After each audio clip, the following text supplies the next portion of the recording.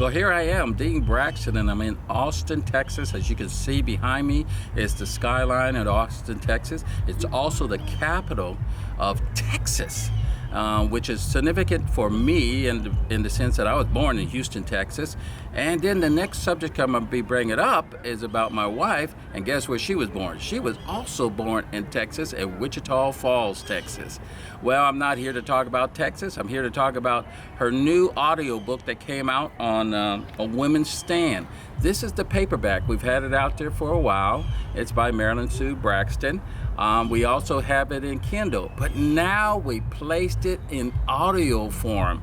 And I want you to hear some of the audio form of it here. It's on my phone. You can put it on your phone. You can put it on your tablet.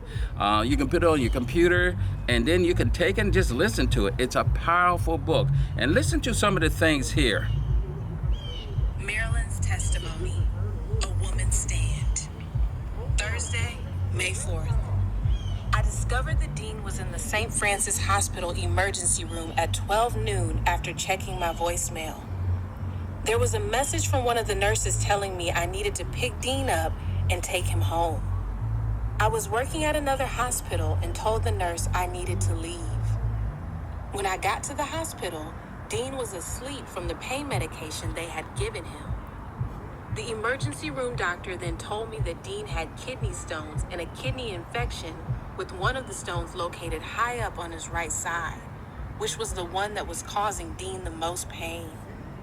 The doctor suggested Dean stay overnight to get IV antibiotics and fluids. Dean was in and out of the conversation due to the sedation caused by the pain medication. Later that evening, a urologist kidney specialist came in to see Dean. He told us that it would be a good idea to have the stones blasted by ultrasound on Friday morning, and Dean would not have to endure all that pain. We agreed, knowing Dean would be home the next day. When I left the hospital, Dean was having chills and a fever, but sleeping in intervals. Friday morning, May 5th. Dean is still out of it due to the medication and a temperature of 104, but still went into surgery. When we went into the surgery waiting area to answer questions, Dean asked at one point if the process was over when he had not even gone into the operating room. After the surgery, Dean was in recovery for almost 3 hours. I spent the last hour with him in recovery. While we waited, the doctor who had administered Dean's pain medicine while he was in surgery came and told me Dean had a very bad infection and needed to go to the intensive care unit, ICU, to receive fluids, more antibiotics, and to be observed. I talked to my husband while in recovery.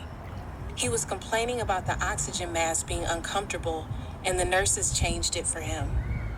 Dean was attached to different IV pumps in his arms.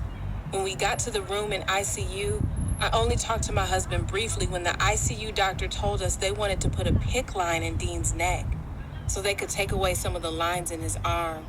And if so, a PICC line would be easy if they needed to draw blood for tests. Dean understood that this was going to happen, as I then left for them to start the procedure. The nurse came into the waiting area to get me, but when I got to the room, the PICC line was already in Dean's chest. I looked at my husband and could see he was hardly breathing, and his lips looked ashy or gray. I asked what happened, and the doctor told me they reached a blockage in Dean's neck. I was told immediately they needed to intubate, put a tube down Dean's throat, or else he could die, and there was not time to think about it.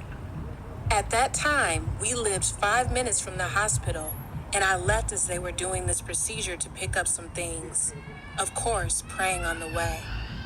As I drove onto the street, the surgeon called me on my cell phone to tell me my husband coded. His heart stopped, and they were doing CPR, cardiopulmonary resuscitation. All I could say was, "What?" As you heard, there's more to this story than just what you heard on this audio piece of it. But I would encourage you to go to deanbraxton.com and download the book on your Kindle or on your tablet or on your phone or on your iPad or whatever you have, because I believe it will really, really help in any situation that you're going through. Well, if you want more information, go to deanbraxton.com. If you like this, put like on it.